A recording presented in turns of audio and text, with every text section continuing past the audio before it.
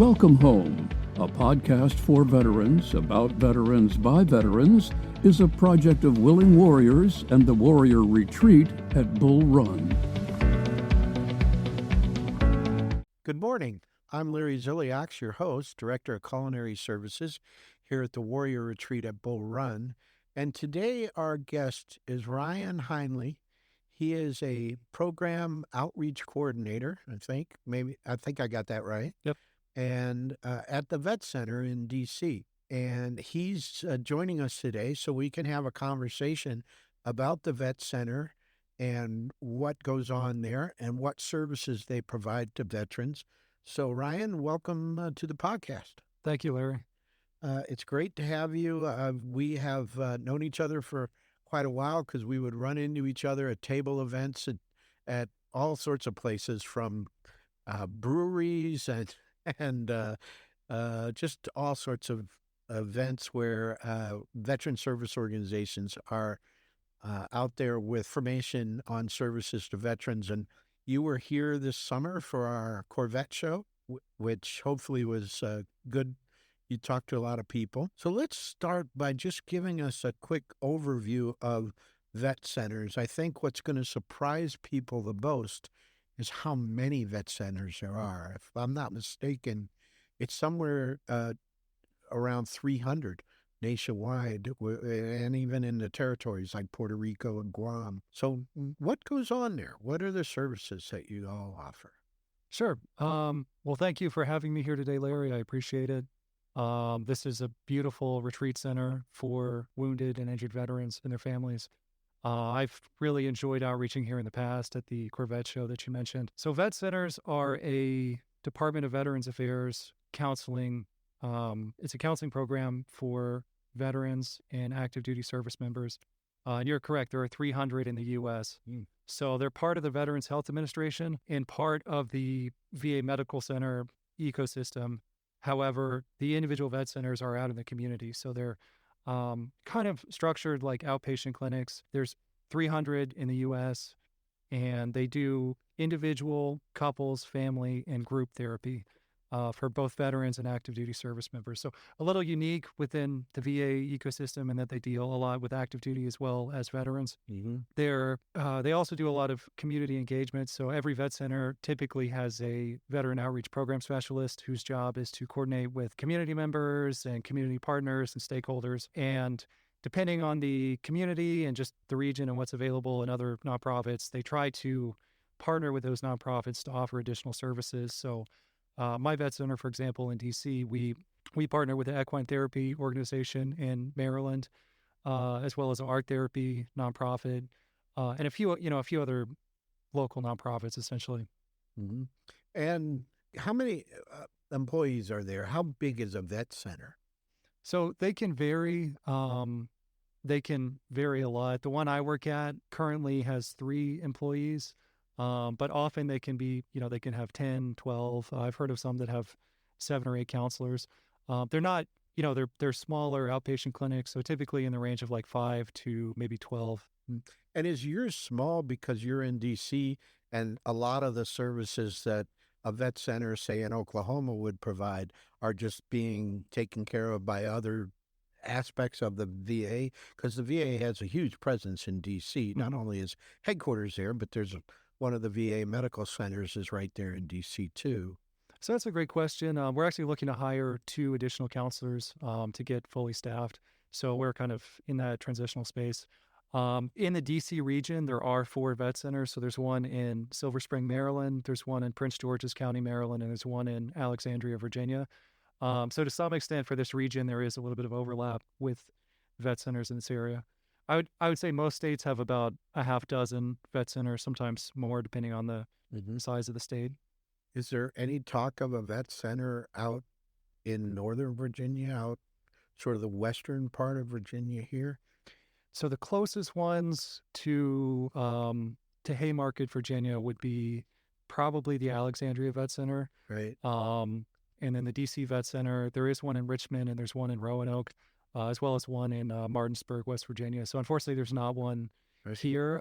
I know I've heard there will be one in Fredericksburg, but I don't know the timeline for that Right. because they're building a medical center there. Well, when you run into the head of the VA and he asks you, "Hey, how's it going? And what can we do to improve things?" You could tell him that, yeah, the vet center for Prince William County, Loudoun County, Frederick County, that's close to Alexandria. It's what, only 22 miles? But that's an hour plus drive for us.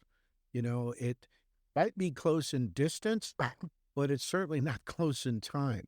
And I think there's a lot of veterans that are out in Western Virginia, in the Shenandoah area and out that way, that are underserved because it takes too much time to go to these services. I'm sure what they're doing in Alexandria is amazing, but I'm a little bit concerned that there's a lot of veterans that aren't getting services. Hopefully they're getting those services from the state, but they're missing out on what the VA has to offer. And those services primarily are counseling services there at the vet center? That's correct. So it's all various talk therapy modalities, typically trauma focused modalities. So that really the core of the program is counseling for trauma associated with military service. It can be military sexual trauma. It can be PTSD. Although we don't need a PTSD diagnosis. So really the way the program is structured, we encourage people just to call us and we will do the best we can to help them. We try not to turn anybody away. So we do have eligibility criteria, which are primarily based around, has someone deployed? Has someone been in a active war zone? They don't have to have been in combat, just if they've done the deployment. Or did they have some type of trauma while in service? And it's important to note that that includes the National Guard and Reserve. So anyone currently in the Guard or Reserves is actually eligible categorically for the program, as well as a few other eligibility categories. So anyone that is currently using a VA education benefit, so GI Bill, Voc Rehab, things like that, they would be eligible for counseling at a vet center. And then we also do bereavement counseling. So for families that have lost a veteran who died while in active duty service, we can work with them. Or that would be a Gold Star family. Yep. Yeah. Yep. Okay. And then families that have lost a veteran or service member to suicide, we can also work with them. And then if a veteran were receiving vet center services and passed away during that time, we could work with the families and do bereavement counseling. Okay. And do you have to be registered with the VA health system, have a disability rating or anything to get service, or can you do it independent of getting help through the VA? So that is a great question, Larry. And the answer is no. We encourage people to just reach out to us and we'll do the best we can to get them connected. People do not have to be eligible for healthcare at a VA medical center to be eligible for vet center services. So we see people that may not be eligible for VA healthcare because they didn't serve 2 years, for example, or they don't meet the income criteria for healthcare at a hospital. Mm-hmm. But we can still work with them, and we can work with active duty. So we really strongly encourage people to just call us and have a conversation with the outreach worker or a counselor, and we'll do the best we can to link them appropriately. We do encourage people, if they're getting vet center services and they're eligible for healthcare at a medical center, we encourage them to get connected that way because there's additional, for example, vet center counseling. We don't do any psychiatric intervention. We don't diagnose. So for kind of the full wraparound services that could be available to someone within the VA system, we encourage them to pursue that. And we work pretty closely with the medical centers in terms of veterans that are enrolled at a medical center and in a vet center. There might be collaboration to support the individual with their care. Mm-hmm. As far as benefits, we don't do benefits processing in-house, but every vet center is going to have a good relationship with veteran service organizations. So DAV, VFW, American Legion, Sure. Any accredited veteran service organization that has veteran service officers that can assist someone with benefits paperwork, we will connect the veteran to those VSOs. My vet center works very closely with the DC VFW. Mm-hmm. They've done a lot to support our vets. They outreach once a month at our vet center. We really strongly encourage veterans, if they're trying to start the benefits process and they're not sure how to do it, we encourage them to get connected with a good VSO. Yeah. And in fact, I even, working in DC, I encounter vets from all over the country because they're traveling for Veterans Day or Memorial Day or work, and they'll sometimes ask me if I'm outreaching on behalf of the vet center. They'll say, well, how can I get benefits? And what I'll often do, if they live in Kentucky, for example, or Texas or someplace, I will look up the vet center that is closest to where they live. And you can do that by zip code. There's a website, www.va.gov/find-locations. And you can search for any VA facility, a VBA regional office, a medical center, an outpatient clinic, vet centers. So I'll just look up the closest vet center to where they live, call the vet center, and I'll say, I work at this vet center. I talk to this veteran that's in your area. They're looking for a good VSO. Can you recommend one? Invariably, they have a good working relationship with a VSO. So I'll pass on that information to the veteran. So their vet centers are a great resource for anyone that's just looking to get plugged into the veteran resource ecosystem for that region or city. Right. So, I use that in my own work if I'm trying to help a veteran in a different part of the country. Mm-hmm. And so what kind of counseling is available at the vet center? What is a typical, is it one-on-one? Is it group counseling? What goes on? So it's both, depending on the preference of the veteran. We do individual counseling. We do couples counseling, family counseling, as well as group therapy. So the groups within the program have a very strong reputation. We have groups at my vet center that have been together for 10 or 15 years. The program was founded in 1979 for Vietnam vets, Vietnam combat vets, and the groups have always been a big part of the identity of a vet center. So, PTSD focus groups, they're just a great resource for veterans to get together and bond over shared experiences and, work through things together. So that's a big part of the identity of the program. It's up to the veteran what they would like to do in terms of what type of counseling services they would like to get there. What are the hours of your vet center? Are they all the same, or do they vary from vet center to vet center? They do vary. So the one I work at, we are open Monday through Friday, 8 a.m. to 4:30 p.m. Other vet centers, and I think it largely depends on their staffing cohort, often have extended hours. So sometimes I haven't seen ones that are open on the weekends, although that might be the case in some places. But a lot of them will be open later on a weekday so that veterans that are working can go there after work. And that kind of depends on the staffing cohort of the vet center. And are there any other services available at the vet center, like help with employment, help with housing, or do you just act as a sort of referral out to the other portions of the VA that will specifically help veterans with those situations? So we refer out to other parts of the VA or other community partners for services like that. My vet center, we do have a employment program that outreaches there once a month. For example, and I used to do homeless outreach for a VA homeless outreach rapid rehousing program. So I know that system for the DC area really well. So for me, I'll just refer them directly to VA providers that deal with housing and homelessness. In-house, it is pretty much just different talk therapy modalities. But then every vet center is going to have a strong network of providers and other parts of VA and nonprofits, including, for example, Willing Warriors. We could refer out to Willing Warriors. So that's how that works. What are some of the top things or topics that veterans come to you with, especially in the counseling setting? What do you find as some of the most important issues that they want to address, or that end group they're addressing? Is it the PTS? Is it the PAC Act and trying to get assistance like that? What does that look like? What are these veterans coming to you with?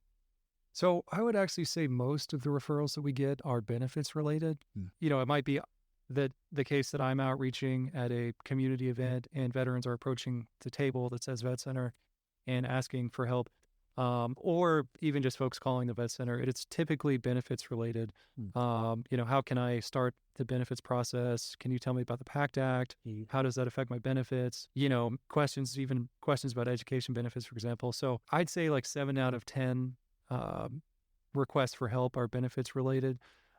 Not to say that those folks don't also have mental health issues that they might want support with. It's just they don't typically lead with those. They'll often, present those later on or after a longer conversation.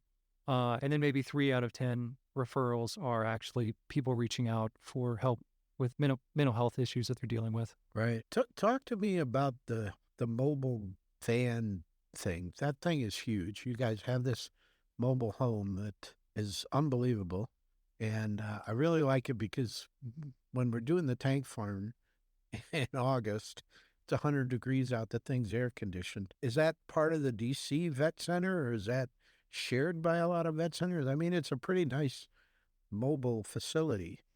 Sure. So that's a really good question. The mobile vet center is a asset that some vet centers have, but not all. So there's 300 vet centers. There's 80 plus mobile vet centers. I think the last time I checked it was 87, but it might be a little bit more now. Typically, very urban vet centers like Washington D.C., they're not going to have one just because it's a space issue in terms of parking them. In this region, Richmond has one, Baltimore has one, Roanoke has one, and they're dispersed throughout various vet centers, and they are RVs that are set up as a mobile vet center, so they can support counseling. They have satellite internet access.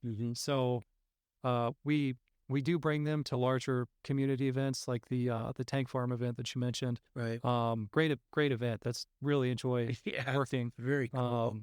Working with that program. But yeah, the mission of the mobile vet center essentially is to extend outreach beyond just the physical location of a vet center. So there are some vet centers that may have a coverage area that's hundreds and hundreds of miles. I've heard of vet centers in Alaska or Utah, for example, where their catchment area is like 30 counties essentially. So it might be a 2-hour drive for some veterans to get to the vet center. So what they'll do with the mobile vet centers, they'll staff them with the outreach worker who's the driver, and then a counselor, and drive out to different areas within their coverage area to work with veterans in those locations.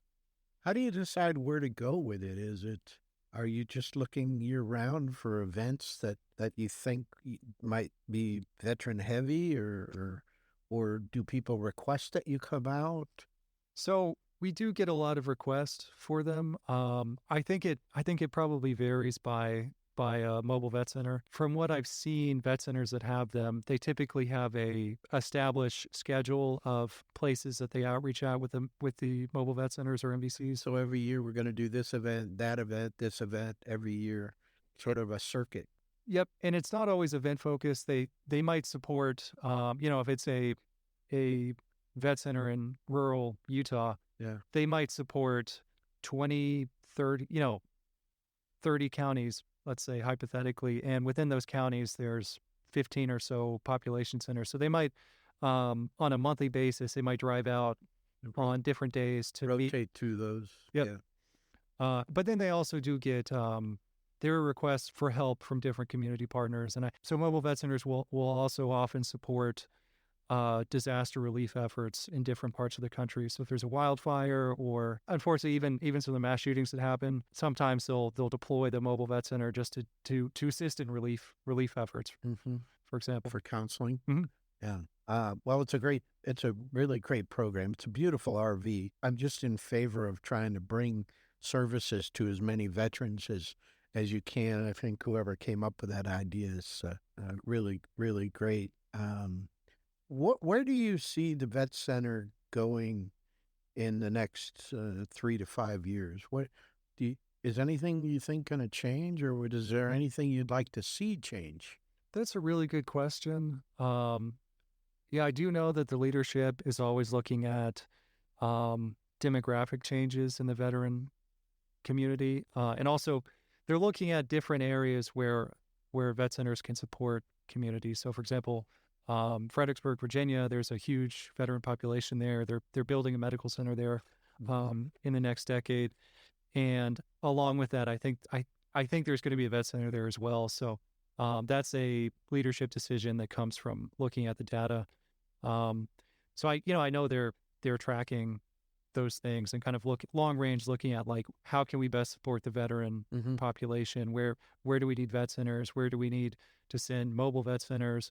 Vet centers also have what are called community access points or CAPs, and those are essentially partnership agreements with a location in a community. It could be a library, it could be a community partner, it could even be Willing Warriors, for example. So what they'll do is they'll just set up a memorandum of agreement with the community partner to use the space once a month, for example, or once a week to do counseling. So they'll send out a counselor to support outreach and counseling in that space. So a lot of vet centers will do that as a means of reaching more veterans. I wish we'd get a vet center out here. I think that when you're looking at population expansion and types of services, actually, let me ask you this: the veteran population is changing, and our Vietnam veterans are slowly just leaving us. What are you finding the difference between the Vietnam veterans and the Iraq, Afghanistan veterans? Is there much difference in the services that they need? I know that our Vietnam veterans are an older veteran population, but as far as the counseling aspect of it, is there much difference in the two, or do you have groups that involve both?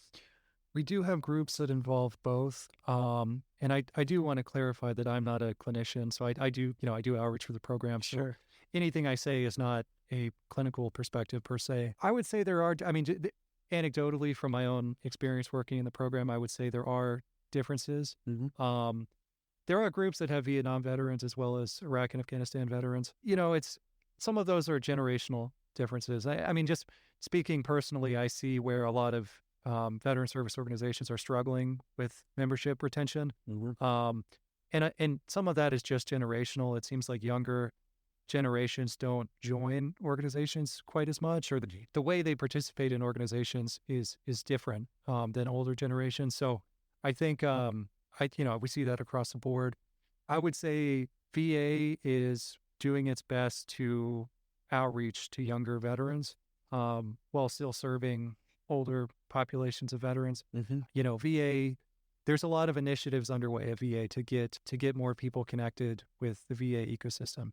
And that actually starts with active duty service. So VA is working pretty closely with DoD to try to streamline the transition from active duty to being a veteran. They're working on that on the healthcare side, on the benefit side, and even programs like the Vet Center, for example. So we can work with active duty service members, and often vet centers will outreach on bases. They'll outreach at National Guard armories. So there's a big emphasis on linking people to resources as they're transitioning out of active duty service, not just when they're already out, when they're already a veteran. And that's vet centers are doing that, but also VA as a whole is attempting to make that transition more streamlined and help people to get connected to resources that they need preemptively before they need them. So I see a lot of effort in those areas, and I think that's really great. It brings to mind something from my own experience. When I was active duty, I was in the Marine Corps infantry, and when I got to the fleet in the Marine Corps, we were essentially told, y'all, paraphrasing, but basically the staff NCO said, y'all can see the wizard, but if you do, it's going to hurt your careers. So just keep that in mind. And he was trying, to help the these junior Marines that he was in charge of. So he was speaking honestly in terms of how behavioral health services were seen and viewed at that time in that unit. Yep. So not, that's and he was doing the best he could to help everybody. But culturally, I think, there's a lot of stigma against mental health services in the military, or at least there was at the time. That has changed a lot now, and there's a lot of efforts to get people access to mental health resources when they need them when they're active duty. So that's changed a lot. But I just, I remember very vividly being told, y'all can see the wizard, meaning the base behavioral health counselor, but it will hurt you if you do that. So in my own experience, the way that played out is I saw a lot of Marines that really needed help. They needed some kind of counseling intervention. That were afraid to use any resource like that because we were told not to. So I saw a lot of Marines, particularly after deployments to Afghanistan, for example, struggle and self-medicate. They self-medicate. Often their marriages would fall apart. They'd be drinking. I saw a few Marines start smoking pot just as a way of coping with stress that they weren't able to manage. Sure. And a lot of these Marines were eventually kicked out because they would get DUIs, they get in fight, like all kinds of things were happening to them that I think could have been avoided if there'd been a behavioral health intervention. And everyone was afraid to ask for help. So one thing I often think about is that if I just known about the Vet Center program in 2011 or 2012, I was stationed on Camp Lejeune. There's one in Jacksonville, North Carolina. So I could have actually driven Marines that I serve with to the Vet Center in Jacksonville, North Carolina, and sat them down in front of a counselor and gotten them help. And the reason I bring that up is because I know people listening to this might be active duty. They may have family members that are active duty. And again, I think DoD is doing a great job changing the culture of access to behavioral health services now. So it's different now. But anyone listening to this, if you or someone in your family is active duty or a veteran and needs a counseling resource, I strongly encourage you to connect with the Vet Center. And I say that because part of what makes them special, let's say, is that they're highly confidential. So beyond just, any healthcare service is going to be confidential and HIPAA compliant, for example, but vet centers are totally independent. Then there's no way that the command is going to find out. Yep. That they were there for counseling. Exactly. Yeah. Exactly. So our clinical database that we use is self-contained, so it's not connected with the systems that medical centers use, for example, and that's intentional. And what it means is that if a service member or veteran who may have a clearance, often does have a clearance, their interaction with the counselor stays within that vet center. So no, big VA the rest of VA doesn't see it, DoD doesn't see it. Right. We do have to report it if there's an imminent threat of harm to someone else or to the veteran, like an imminent threat. Any clinician needs to report that. But barring that, it does not report out anywhere. So the command is not going to know. It's designed that way. It's intentionally set up to be. Siloed is not the right word, but it's intentionally set up to be highly, highly confidential. And they do that so that the service member or veteran that has a clearance that may be concerned about getting a healthcare service because they don't want it on their record, they can still talk to someone. There's still a resource for them. So I do want to mention that because, just thinking back on friends of mine when I was active, I think there could have been an intervention with 2 or 3 of them from a vet center if I'd had that information. I didn't have the information at the time, but it could really save someone's life. I often I do a lot of different community outreach events, the focus of my job. So I've often when I'm at an event, a veteran will approach the outreach table and say, the program saved my life, or the Boston Vet Center saved my life 7 years ago, and then shake my hand, and then that they don't need anything. They're living their life and they're doing well now, but they just want to say, like, this program saved my life, or this individual vet center, or this counselor at this vet center. So not every time, but a lot of the time when I'm out in the community, that kind of interaction will happen. So it is a resource, and I would just encourage you, if you need a resource like that, please reach out. And I should mention so we have a 24/7 call center that is probably the best way to get in touch with the program at the national level. It is 24/7, and they'll route you directly to the nearest vet center, to wherever you are. So it's a good way to get plugged in. Right. And that number is 1-877-927-8387. Again, that's 1-877-927-8387. So I would just encourage you, if you need a resource like this, if you have a service member or veteran in your life that's struggling, that might need a resource like this, please call the call center and they'll link you to the nearest vet center and kind of get you plugged into that resource ecosystem directly. So I just, I think back to people in my own life where if there had been an intervention, I think the outcome of their life, even today, even if they're doing all right now, I think it was needless struggle is what it was. Yeah. As well as, I think, retention in the military is a huge issue these days. And recruiting is down with most branches, almost 40%. So I think it's in the different services' interest to try and deal with these mental health issues as best as they can. But I think of Tier 1 operators, these guys who won't report any of this, won't seek any help because it immediately takes them out of the game. And so that having a vet center nearby and being able to go over there and at least talk to somebody and get some help without their command ever being notified or ever being aware that they were there, I think is huge for them, because so many in that community, special operator community, are struggling after multiple deployments, after TBIs and PTS that goes unaddressed, and it manifests itself in the self-medicating with drugs and alcohol, and it affects not only the warrior and the unit and the command, but their family, their wife, their kids.